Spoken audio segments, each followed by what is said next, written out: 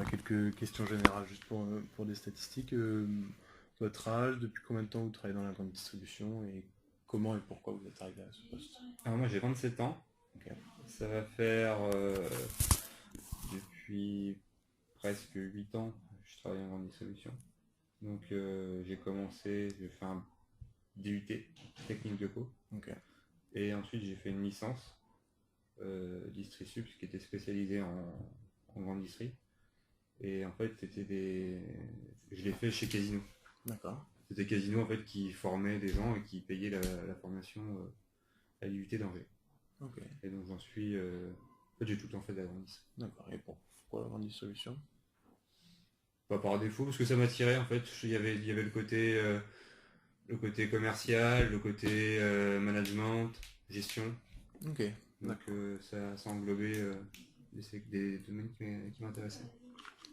Ok.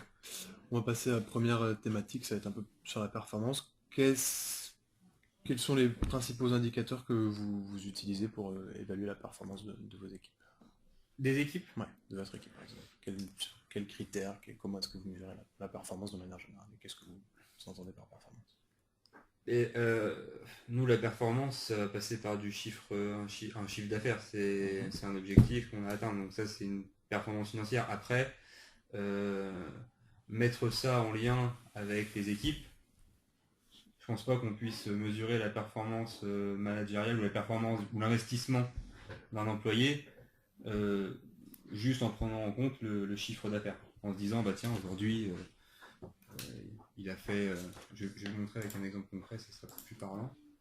Par exemple, tous les matins, c'est le premier outil d'analyse qu'on a. Je le connais bien, effectivement. Voilà. Donc là, on va pas se dire, sur l'huile, on a fait moins 10. Est-ce que c'est représentatif de la performance de l'employé sur la journée d'hier? Non, pas forcément. Okay. Il peut y avoir des...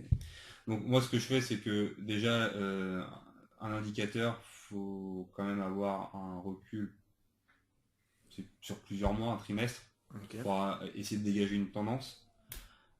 Ensuite, la question est assez générale parce que quels sont les indicateurs dont je me sers pour... Ou comment est-ce que vous mesurez la performance de vos équipes, pour apprécier la performance d'une équipe dans toutes les dimensions que la performance englobe selon vous? Moi, je donne pas de...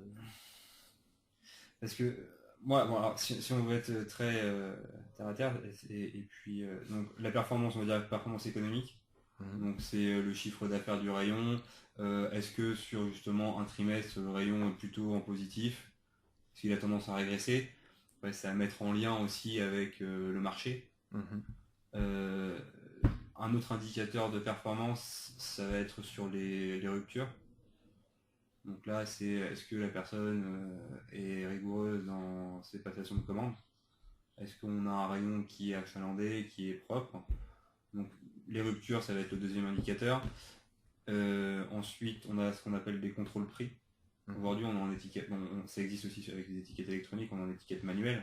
Donc ça implique tous les matins, quand il y a des changements de prix, une rigueur dans le changement d'étiquette. Donc ça, on a des contrôles prix qui nous permettent de dire que sur 100 articles, j'en ai tant de faux, tant d'étiquettes qui sont incorrectes, et ça nous donne un pourcentage. Et l'objectif, c'est d'être en dessous de 2%. Donc ça, c'est un autre indicateur. Et puis après, il y a des... Je peux dire je leur mets des challenges, mais c'est aussi mais c'est pas vraiment un indicateur. D'accord. Quand je dis indicateur, c'est pas forcément quelque chose de précis, ça va être vous personnellement, j'imagine, même si c'est pas un indicateur avec une division ou vraiment un truc chiffré, un ressenti. Parce que dans la notion d'indicateur, pour moi, quand vous me parlez d'indicateur, pour moi c'est un chiffre, c'est un ratio, c'est un... Voilà, c'est un classeur indicateur qui va mesurer par exemple ce dont je vous parlais, les contrôles de date, les contrôles de prix, les ruptures. D'accord. Donc tout ça, c'est des indicateurs. Ok. Et ces indicateurs-là me permettent de dire sur tel rayon, il y a un problème ou non. Après, ça peut pas mais ça mesure pas. Ce que je veux dire par là, c'est que ça permet de suivre l'évolution du rayon, mais c'est pas pour autant que ces indicateurs vont être vont montrer si les indicateurs sont mauvais, c'est pas pour autant que la personne D'accord. a un souci. D'accord. Ça peut être le cas. Oui, ça peut. Mais ça peut être dû à un marché, le marché qui dégringole, ça peut être dû à, admettons qu'on soit fâché avec des fournisseurs ou autres, on se retrouve avec des produits qu'on ne reçoit plus ou autres, donc le produit on l'a plus en rayon. On va pas blâmer la personne qui remplit à cause de ça. Non. Ok. Et en fait l'indicateur permet de suivre au quotidien le rayon et de prendre des décisions. De prendre des décisions qui s'imposent, mais après, d'un point de vue managérial, après la seule chose que je peux dire d'un point de vue managérial, c'est de donner les consignes qui feront que on va retrouver des indicateurs corrects. Ok. Donc il y a vraiment une dissociation entre le suivi de l'activité économique et l'appréciation des, quand je dis performance Voilà, on peut de pas, son équipe. on peut pas forcément, on peut pas imputer des mauvaises performances économiques simplement à la personne ou à l'équipe. Sans regarder le contexte. Il faut vraiment englober le contexte dans sa globalité, et à partir de ce moment-là, on peut dire oui, tiens, je comprends pas, le marché il progresse, il n'y a pas de produit arrêté par la centrale, ou il n'y a pas de problème de négociation avec tel ou tel fournisseur, comment ça se fait que ton rayon il soit comme ça? Donc après, ça va être peut-être parce que les importations sont pas correctes, mais bon, ça c'est mon travail, c'est de ma faute. Voilà. Donc les différents indicateurs sur un rayon. Et après, c'est la même chose au niveau du magasin. Moi, c'est le secteur de l'épicerie, donc on va dire que ça rentre dans le détail, les pages, etc. Après, c'est la même chose au niveau quand vous montez au-dessus. Le directeur, monsieur Ménien, on n'a pas de chef de département ici. Okay. Mais monsieur Ménien, par exemple, lui, il va regarder le chiffre de l'épicerie, sans forcément rentrer dans le détail. Et lui, ce qui lui importe, c'est la ligne du magasin, et puis D'accord. Et donc, et au niveau des indicateurs, vous voulez... Non, moi, après, c'est vraiment de la perception. Tout ce que vous avez à me dire. Indicateurs, donc après indicateur, les indicateurs pour la performance économique, ça va être le chiffre d'affaires, la marge, tout ce qui va être casse. Après, les indicateurs de performance humain, c'est encore autre chose. Qu'est-ce que ça pourrait être un indicateur de performance humain? Un indicateur de performance. Je vais noter ce mot parce que Qu'est-ce que ça pourrait être, des indicateurs de performance humain?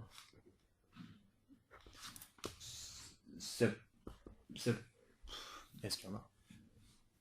Étant donné que tout le monde est à peu près un peu différent, c'est compliqué d'avoir quelque chose de...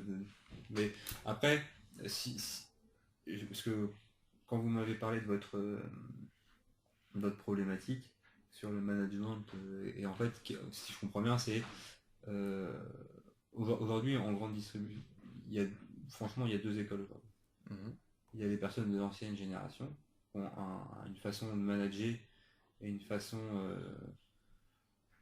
de travailler qui est différente. Et puis il y a plus moi, ma génération, où en termes de management, ça n'a rien à voir. Moi, si je vois par exemple comment certains collègues se comportent, etc.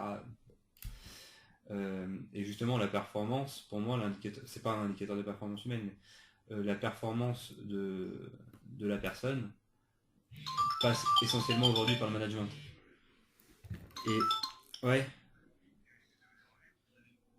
Non. Ouais, mais non, après il va y avoir Stéphanie. Ouais. Voilà, donc c'est bon. C'est bon. Et dans le management, en fait, aujourd'hui, ce dont on a besoin dans un magasin, c'est de ne pas avoir de turnover, d'avoir des gens qui sont impliqués et qui est tout simplement l'envie d'aller au travail tous les jours avec le sourire, et si vous avez des personnes qui sont dans cette situation-là, vous les mettez dans les conditions les plus adéquates pour venir travailler, ils font du bon travail. Par contre, si vous êtes tous les jours à leur crier dessus, comme ce qui se passait avant, ça avance pas.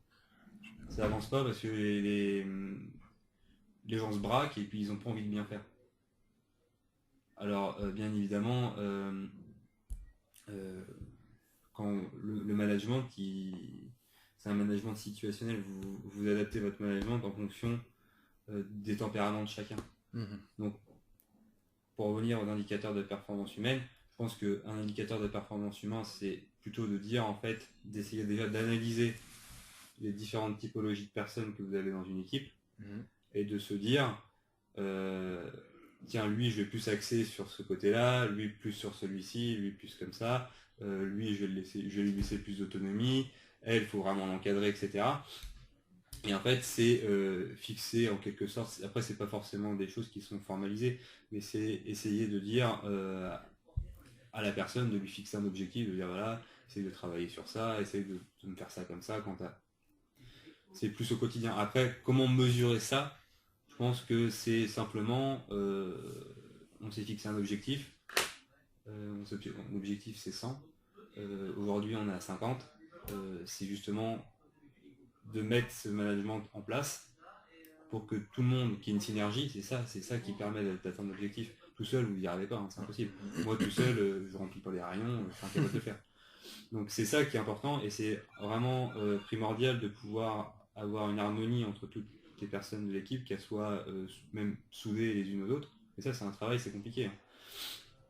Et puis une fois que vous avez cette dynamique, ça va tout seul. Après, c'est à vous de bien de définir, aujourd'hui, il faut faire ci, il faut faire ça, il faut faire ça.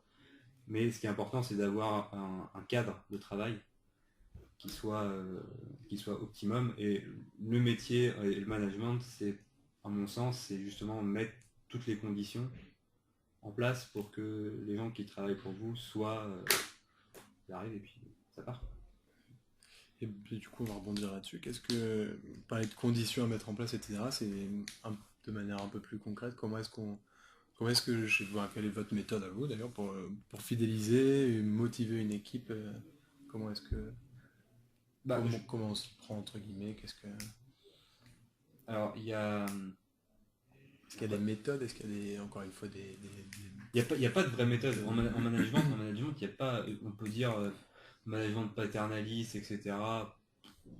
Franchement, je pense que c'est moi je trouve ça un peu dépassé de caser, justement, un style de management. En fait, il y a plusieurs styles de management à adopter en fonction de la personne que vous avez en face. Vous n'allez pas être paternaliste avec quelqu'un qui veut être autonome, qui veut être voilà, quelqu'un qui est un peu plus sensible, qui a un peu plus de difficultés, etc., qui n'ose pas forcément venir vers... Là, vous allez adapter un style de management paternaliste, mais non, après, la méthode, moi, la méthode que j'ai déjà, c'est, première chose, c'est il faut être légitime. Si vous n'avez aucune légitimité, celui qui arrive et qui dit moi je suis le petit chef derrière mon bureau et je te demande de faire ça, de faire ci, de faire ça, ça marche pas. Et en fait, il faut avoir cette légitimité au final, au départ, on l'acquiert que sur le terrain. C'est bien pour ça, et puis d'ailleurs chez Leclerc, ceux qui se passent directeurs de magasin ou même adhérents plus tard, ils ont tous travaillé dans le magasin et ils savent de quoi ils parlent. Et c'est ce qui fait la force dans le management. Si vous arrivez et puis c'est que de la théorie, c'est que de dire alors ouais, dans mon cours de management, tout ceci, faut faire comme ci, hein, faut faire comme ça, faut être... Ça marche pas. Non. Là, moi quand je suis arrivé ici, ça fait 25 ans, 24 même. Et quand vous managez des gens qui ont 40, 45, 50 ans, 20 ans de boîte, vous pouvez pas arriver du jour au lendemain, et c'est contre-productif parce qu'au final vous allez braquer les gens. Donc la première chose, c'est déjà d'être légitime, de leur montrer que vous êtes là, vous savez que vous connaissez le métier. Et ça, donc c'est vrai quand on est jeune. Après, bien évidemment, quand on a passé cette expérience et qu'on a plus de 30 ans, on a 35 ans, ça, il n'y a peut-être pas forcément besoin de refaire ce travail-là.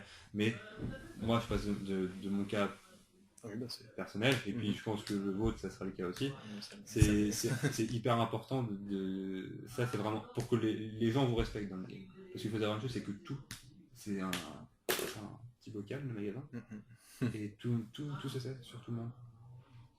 Et quand vous arrivez et que on va dire ah bah tiens lui c'est c'est le fils de machin, etc. Ouais, il est pas bon, il en fout pas une. Mais c'est ça.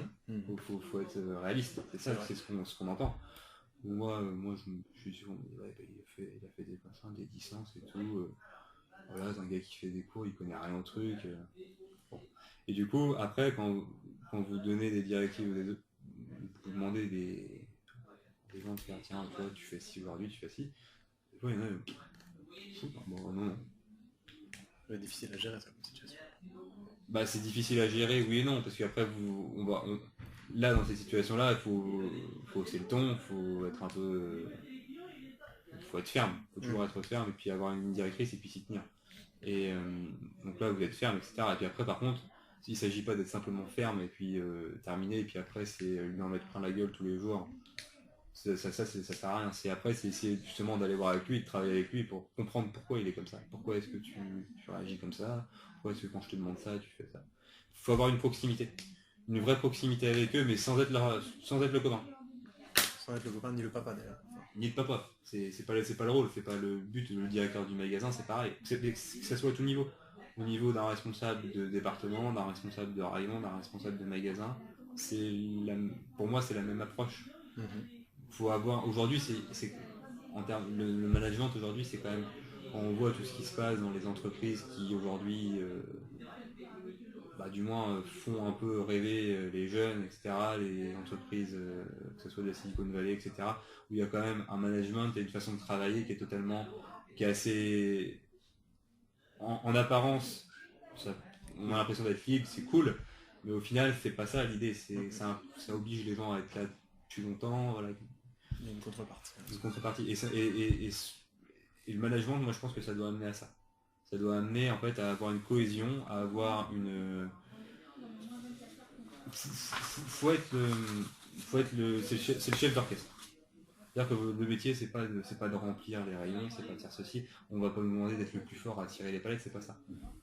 C'est de mettre toutes les conditions en place pour que les gens fassent le meilleur boulot possible. Et ça, vous pouvez pas mettre ces conditions-là si vous connaissez pas le travail, si vous n'avez pas la légitimité. Ça, c'est... Donc là, on est un peu parti partout. Ah, mais c'est le but, hein, de toute façon, c'est exploratoire. Donc, si je résume un peu ce que vous m'avez dit, il faut avoir un management individualisé, enfin pas adapter une technique générale pour un ensemble de personnes et avoir une légitimité pour avoir une légitimité. Et puis après, il faut toujours aussi... moi, ça m'arrive de rigoler avec... d'être... de pas être parce qu'on a souvent l'image dans la grande distribution du gars qui est très rigide, qui gueule pour rien, qui envoie chier. Est-ce que vous pensez que cette image justement elle a un impact sur les différents problèmes qu'il peut y avoir dans la grande distribution, surtout face au recrutement en turnover? Oui. C'est une cause d'ailleurs pour vous? C'est évident. D'accord. C'est évident. Si vous avez autant de turnover, il faut se poser aussi les bonnes questions. C'est pourquoi est-ce que les gens partent? Ah oui. Alors il y a la problématique, le fait de dire en grande distribution, on travaille tous les samedis, on fait des horaires pas simples, il faut se lever de bonne heure, etc. Ça, c'est des arguments qui valent rien. Je veux dire, si celui qui a envie de travailler, il travaille. Peu importe. Bon. Après, moi je pense que justement, le turnover, il peut être lié en partie à ça. Et je pense qu'il est surtout et beaucoup lié à la pression qui est mise, mais que moi je trouve c'est pas très réfléchi en fait. D'accord. C'est-à-dire quand il y a un problème, quand il y a un souci, généralement c'est un peu de la réaction. C'est pas bien, c'est pas. Après c'est d'être sur le dos de la personne. En fait, on pense qu'en mettant de la pression, on va rendre la personne plus productive. Alors que c'est tout le mode de pensée. C'est tout le contraire. Peut-être que ça marchait avec les anciennes générations, mais aujourd'hui, je sais pas quel âge vous avez, mais à peu près dans les mêmes générations, je veux dire, moi, vous vous comportez comme ça, bon, je te barre. Je pense qu'il y a une notion de savoir-être qui est quand même différente. Je pense qu'aujourd'hui, notre génération, elle est plus quand même axée sur c'est pas tant forcément de gagner de l'argent le but, mais c'est plus d'avoir un épanouissement, dans son travail. Parce que c'est bien beau de faire un boulot, mais si de faire un truc qui nous plaît pas, même si on gagne de l'argent, on peut le voir partout, mais il y a plein de gens qui se reconvertissent plus tard et qui disent bah, je gagne beaucoup moins, mais je suis beaucoup plus heureux maintenant. Et je pense que cette notion est très importante. Et surtout chez nous, parce que aujourd'hui, alors d'une, ça a un impact parce que c'est du turnover, et de deux, aujourd'hui, c'est extrêmement important d'avoir des gens qui connaissent leur métier et qui fassent bien leur boulot, et ça se ressent ensuite dans le magasin.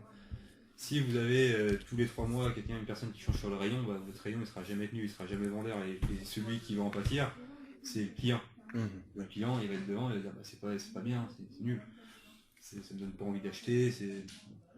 Ce que je comprends, puis on vend de l'alimentaire, donc c'est quand même sensible. Oui, puis il y a une attention portée à l'image. Et l'attention, puis c'est bon, ce qu'on met dans notre assiette, donc quelque part. Et donc je pense que du coup, le management, plus vous allez avoir un management pas compréhensif, mais du moins il faut accompagner les gens. Il faut les accompagner, et il y a une phrase, je voulais la prendre, c'est Goethe qui disait que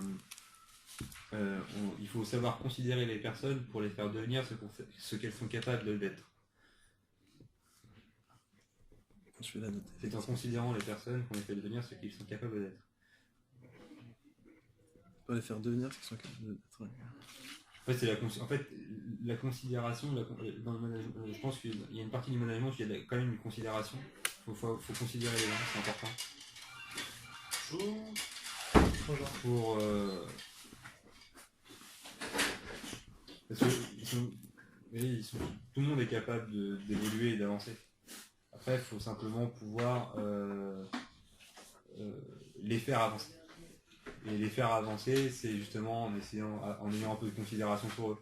Quand je dis la considération, c'est pas d'être. Là, je suis très social. Oui, mais je m'asse bien. Mais en fait, il n'y a rien sans rien. Donc tout ça, tout ce que je vous ai dit depuis le départ, en fait, considérer les gens, avoir un management adapté, etc. C'est vrai, et il faut ça toujours, c'est une main de fer dans un gant de velours. C'est vraiment, faut savoir être ferme, faut savoir dire quand c'est pas bien, quand c'est stop, etc. et poser les règles. Mais c'est pas pour autant qu'il faut être un abruti fini et un tyran. Un tyran, quoi. C'est un peu l'image que la grande distribution aujourd'hui, il faut pas avoir peur de le dire, hein, c'est ça. Et c'est contre-productif, et aujourd'hui on a justement besoin, et avec la concurrence qui est de plus en plus forte, avec internet, avec non pas c'est différent, mais surtout avec internet, où aujourd'hui si les gens se déplacent dans un magasin, c'est qu'il faut un intérêt. Il faut qu'une valeur ajoutée. Donc on voit tous les nouveaux centres commerciaux qui se développent, etc. où c'est limite des parcs d'attraction maintenant pour faire venir les gens, bon, pourquoi pas. Mais je veux dire, dans un magasin à prédominance alimentaire, ce qui compte c'est d'avoir du conseil, c'est d'avoir tout ça, et ça vous l'obtenez vraiment, et vous obtenez le meilleur des. Et en fait les employés vont rendre le meilleur vis-à-vis des clients s'ils se sentent bien dans l'entreprise. S'ils se sentent pas bien dans l'entreprise, ça ne fonctionnera pas. Ça me paraît compliqué. D'accord. C'est vraiment très très complet. On va passer à vous, juste à vous en tant que... Comment est-ce que vous considérez la grande distribution en termes d'emploi ? Quelle image vous avez de la grande distribution en termes d'emploi ? Quelle image en termes d'emploi, c'est-à-dire ? En termes d'emploi, est-ce que c'est... Comment vous la considérez ? Est-ce que c'est facile, difficile porteur d'évolution, non porteur d'évolution? C'est pas compliqué, c'est pas un métier compliqué. D'accord. Ça, il n'y a rien de compliqué. Après, ce qui est pas compliqué mais complexe, c'est les hommes en fait. Parce qu'il n'y a pas de... Je veux dire, celui qui connaît le mieux son boulot, c'est celui qui remplit tous les jours. Moi, je me sers simplement des expertises de chacun, et puis du travail de chacun pour pouvoir fournir mon travail. Et c'est tout. Et donc du coup c'est ça qui est... Mais la question est un peu...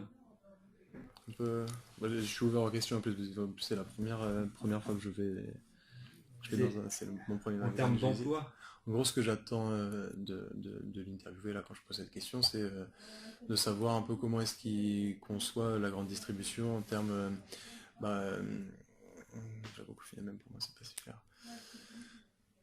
En termes de perspective de carrière, de rémunération, en tant que épanouissement personnel, bonheur au travail, un peu toutes les composantes qui font l'attrait ou le non-attrait justement d'un secteur. bon après en distribution ça a toujours été Comment le... est-ce que vous l'apercevez-vous en tant que secteur d'activité et comment en tant qu'employé ou que personne qui a travaillé, qui travaillera et travaille actuellement dans la grande distribution, comment est-ce que vous le percevez?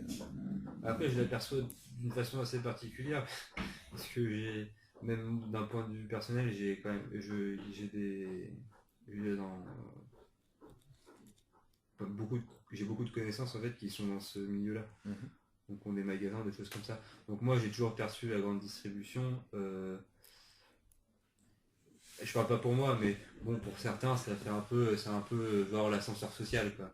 Mhm. Non, bah oui, ça c'est... Genre je commence en bas et je finis tout en haut. Ça dans la réalité. Ça marchait avant. Oui, encore. Non mais c'est, Ça je marchait veux dire, avant. c'est très utopique de dire ça. Et certes on évolue, mais C'est utopique ou ça a toujours été utopique? ça a toujours été. Ça a toujours été Ça a utopique? toujours été. Après il y a quelques exemples.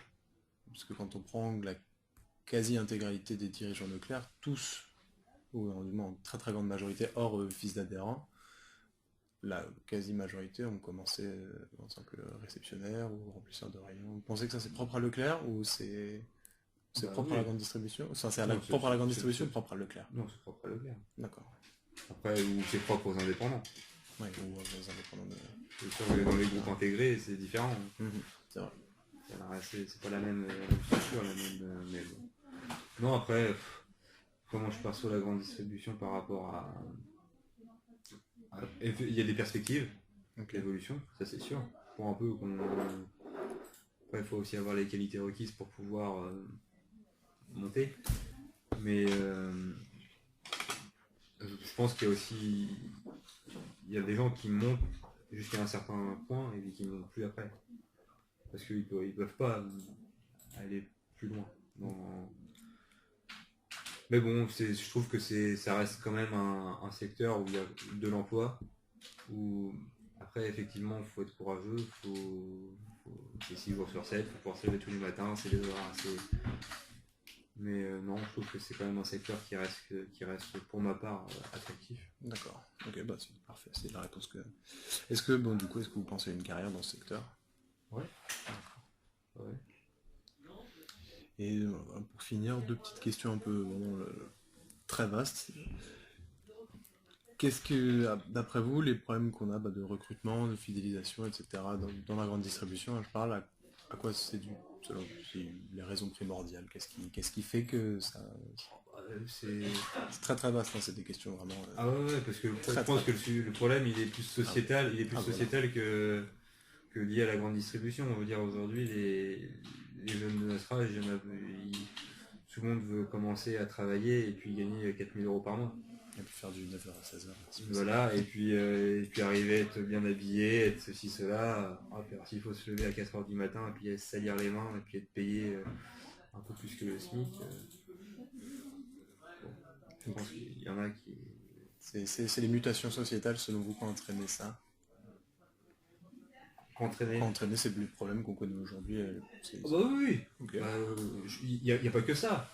Il n'y a pas que ça, mais je pense que vous mettez ça, plus ce dont on parlait tout à l'heure, une génération qui avait peut-être une façon de travailler qui était assez rude, assez très stricte, etc.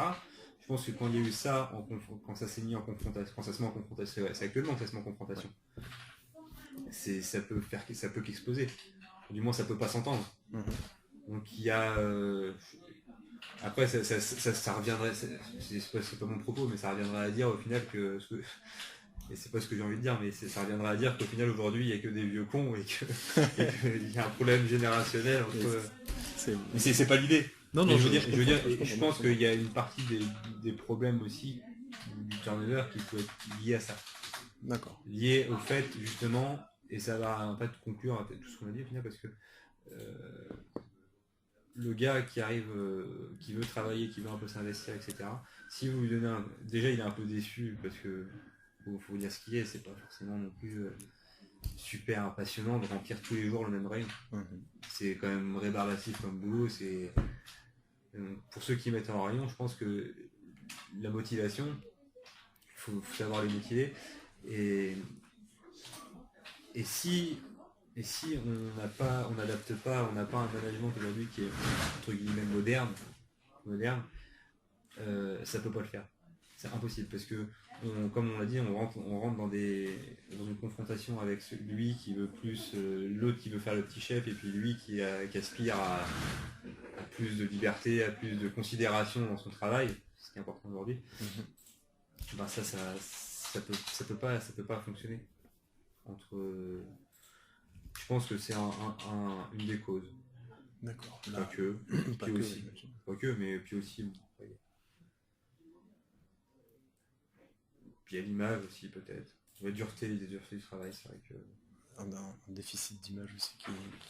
Ouais, c'est pour ça que c'est quand même, parce que c'est des métiers, c'est pas compliqué, mais bon, il faut être, voilà, et c'est pour ça que le management c'est quand même hyper important dans nos métiers, et je pense que ça le deviendra encore plus. D'accord. Si on veut fidéliser, si vous voulez fidéliser des gens, c'est comme une entreprise qui fonctionne bien, c'est des gens qui sont là depuis un petit moment, qui transmettent un savoir-faire aux prochaines générations, et c'est un roulement comme ça.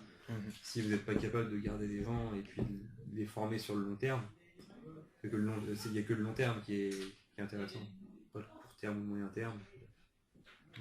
C'est bien, mais il faut quand même avoir une perspective sur un magasin, sur plus long terme, en disant bah voilà, c'est les gens, c'est ceux qui font le magasin, c'est ceux qui travaillent dans le magasin.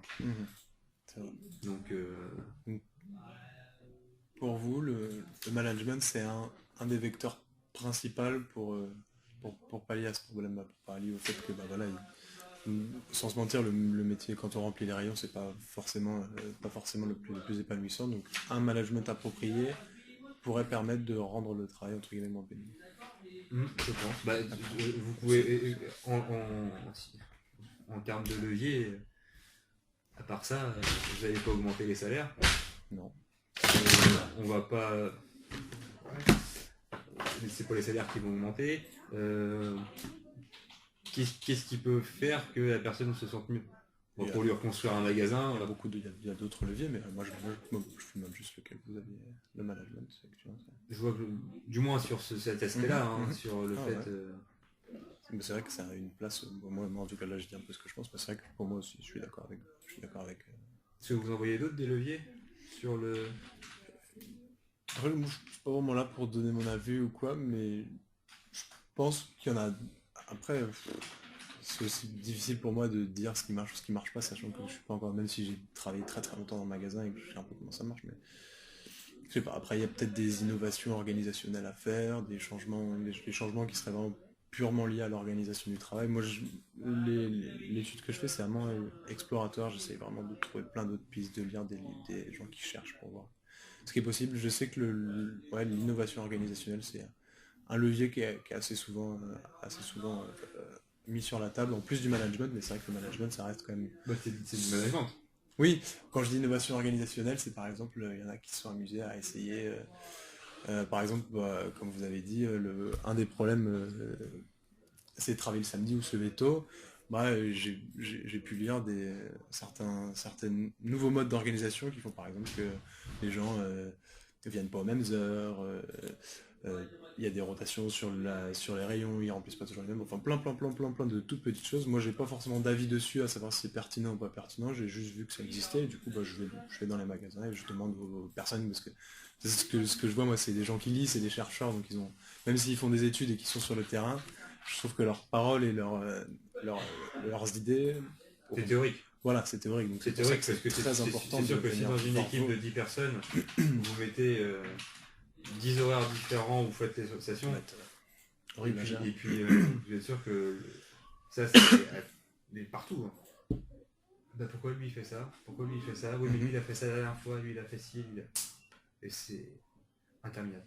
Ok. C'est interminable. C'est... Après c'est pareil, c'est des fonctions d'encadrement, mais faut savoir qui on encadre. Oui, c'est vrai. C'est, Faut aussi je veux dire, adapter. vous pouvez pas aller non plus trop loin dans le. Ouais, dans la Ce que complexité. je veux dire, des choses c'est, comme ça. il faut quand même rester essayer de rester basique, parce que, pas basique, mais dans l'organisation, pareil, le samedi, le vendredi et le samedi, quoi qu'on en passe, c'est 50% du business Bah ouais. qui se fait le vendredi et le samedi. Donc vous pouvez pas vous passer sur ces jours-là. Je suis d'accord. Pareil, en organisation, les gens viennent le vendredi et le samedi. Donc du coup, le lundi, tous les lundis, il faut aussi avoir une charge de travail conséquente, parce qu'il faut remettre le magasin en état. Les changements de promo, etc. Donc je pense que l'évolution, en fait, avoir une organisation différente, ça nécessiterait d'avoir un mode de consommation, du moins un modèle différent. Ouais. Un modèle, totalement. Complètement différent. Parce que sur du libre service, avec un hypermarché, avec un parking, où les gens arrivent, etc., se garent, vont faire leurs courses. Les gens, c'est vendredi, samedi. Oui. Et ça c'est depuis tout le temps. Donc après, sur d'autres modèles comme l'Internet, etc., où il y a de la livraison à domicile, on en voit de plus en plus se développer. Mais c'est pas les mêmes métiers. C'est pas les mêmes métiers, et aujourd'hui, il y a quand même surtout en France, il y a une mutation dans le monde du travail, et aujourd'hui, c'est l'ubérisation de l'économie, c'est beaucoup de choses comme ça, et même pour un magasin ou un hypermarché, qui est quand même un truc assez terre à terre, on voit très bien. Ouais. Le non alimentaire, ça marche plus. Il va acheter sa télé ou son canapé, ou un CD ou un DVD chez Leclerc. Non mais franchement. Là qui achète un CD ou un DVD. Oui, qui achète un CD ou un DVD. Donc il y a plein de questions à se poser comme ça. Pourquoi est-ce qu'il y a des zones, aujourd'hui il y a quand même dans le magasin. Après c'est autre chose, mais on a des zones aujourd'hui qui, en termes de chiffres, ne sont pas forcément là. On a un magasin où vous avez du textile, vous avez aujourd'hui du textile. Textile dans un magasin rural comme ici, il y a 10 ans de ça, quand il n'y avait rien autour, par un magasin, il fallait aller à Cholet, etc., avoir du textile, c'était totalement compréhensible. Aujourd'hui, quel intérêt? Aujourd'hui, vous allez sur internet, vous pouvez avoir de la marque, c'est bête de raison comme ça, mais de la marque, oui, c'est comme ça qu'on raisonne. au même prix que ce qu'on peut trouver ici. Et en plus, on vous les livre chez vous, et puis vous pouvez. Donc je pense que en fait, l'organisation, en fait, elle est avoir une autre organisation, ça remet en question en fait le modèle et le fonctionnement classique de la grande distribution. Parce que vous ne pourrez jamais vous passer d'avoir une forte présence du personnel le vendredi et le samedi et le lundi. Ça c'est. Donc il y a un moment où vous pensez quand même qu'il faut arrêter aussi, entre guillemets, enfin on va pas se mentir, arrêter un peu de chercher toujours à adapter notre modèle aux autres, mais c'est un peu que... C'est ce qui fait la force de Leclerc. Oui, c'est sûr, et qu'il y a un peu la part des gens à se responsabiliser, à dire voilà, c'est tel secteur, c'est ça les exigences, et voilà, ça sera pas autrement, et c'est pas parce que la société change qu'il faut toujours courir après pour s'adapter à tout prix. Justement, il faut s'adapter. Oui, je suis d'accord, mais à la société. Si les divergences entre les exigences de l'entreprise et les exigences des personnes sont complètement différentes, comment est-ce que, par exemple, après, vous êtes obligé de changer parce que c'est économique. Aujourd'hui, si vous avez des secteurs qui rapportent plus d'argent, quel est l'intérêt de les continuer? Si vous avez de la place à octroyer ou faire autre chose, en fait, on raisonne aussi par chiffre d'affaires en mètre linéaire ou chiffre d'affaires au mètre carré. Prenez des secteurs, vous regardez le chiffre d'affaires au mètre carré, ou vous en prenez d'autres. C'est pas la même chose. Non. Et c'était compréhensible à l'époque où on devait tout avoir sur le même toit, et puis on pouvait pas se dire, bah non, mais si Gary il a besoin d'un pantalon, c'est normal de le trouver au magasin, je le conçois. Mais je pense qu'il faut repenser la chose.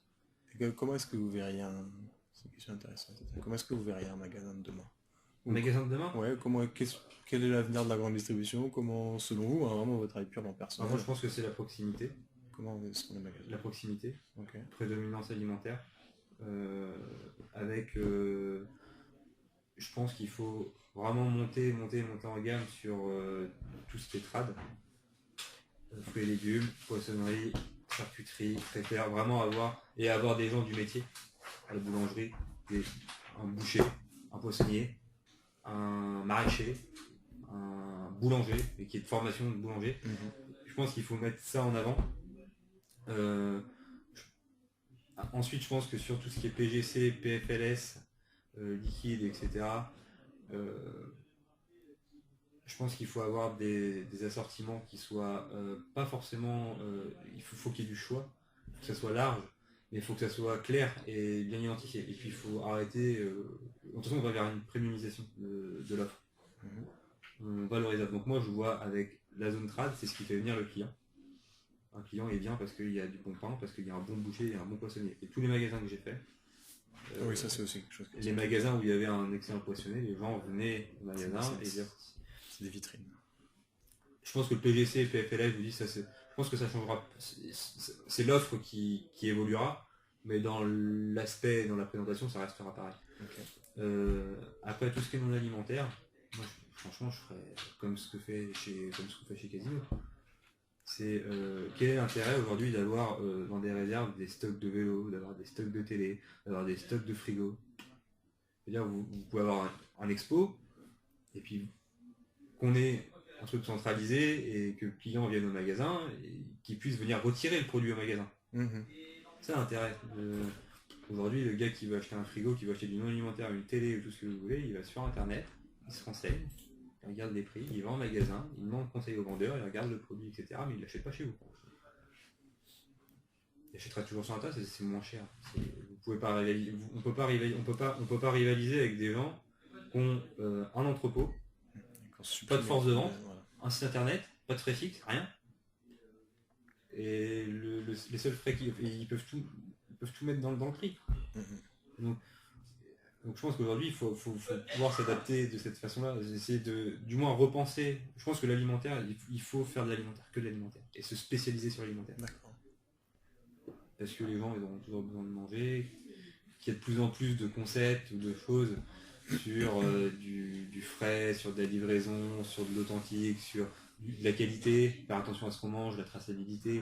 Ça, c'est des notions qui vont faire, je pense, que de progresser. Et puis même, je pense qu'il y a une dimension aujourd'hui sociétale dans l'acte d'achat qui est de plus en plus fort. Même pour notre génération, je sais pas, mais je pense qu'on est quand même assez... on fait quand même attention à ce qu'on achète et à ce qu'on consomme. Plus que les premières générations, eux, c'était du prix. C'est pas cher, c'est une affaire. Moi, quand je vois un truc qui est pas cher, je me dis, il est où le problème? Quand je vois un produit à 90 centimes et puis le même produit à 3 euros, je me dis, bon. Et je me pose des questions, quoi. Et puis c'est pareil, tout ce qui est massification, catalogue. Ça, je pense qu'il faut que ça diminue un peu, parce que c'est trop. S'il y a plus d'intérêt dans les catalogues maintenant. Faire venir... Si, c'est du trafic en magasin. Mais c'est toutes les semaines, Certains disent que les catalogues, c'est un peu acheter son chiffre d'affaires au final. Ah oui, bah totalement. Totalement, parce que vous gagnez pas d'argent. Faire un catalogue, vous faites venir du trafic en magasin, c'est tout. Vous faites un peu de marge, mais... Après, c'est sur l'achat, c'est du délotage, c'est autre chose. Parce qu'il y a des remises, mais on part un peu plus loin, mais... Non, je pense que les magasins, ils doivent, je pense, être plus authentiques. Avec vraiment il faut vraiment qu'il y ait même le personnel soit disponible, que le client soit vraiment... Vous savez, des années qu'on dit le client au cœur de tout. Mais il faut vraiment que là, pour le coup, le client il soit réellement au cœur de tout. Ok. C'est ce que je vois comme ça. Je vois la... En tout cas, moi, j'ai envie de travailler dans une entreprise qui évolue dans ce sens-là. D'accord. Et pas... et qui s'adapte à l'époque. Et je pense qu'aujourd'hui, quand on voit les nouveaux concepts Lidl, on voit ce qu'ils font, etc. C'est, mine de rien, c'est quand même, ça va dans ce sens-là aussi. Ça va, on monte en gamme, on essaye de se donner une image de. Puis je vois aussi beaucoup de liens avec aussi l'agriculture, différent de ce qu'on fait aujourd'hui. Moi, je comprends pas, franchement. Après, si je le comprends, mais l'adaptation, c'est important de faire vivre aussi les gens qui sont autour de chez vous.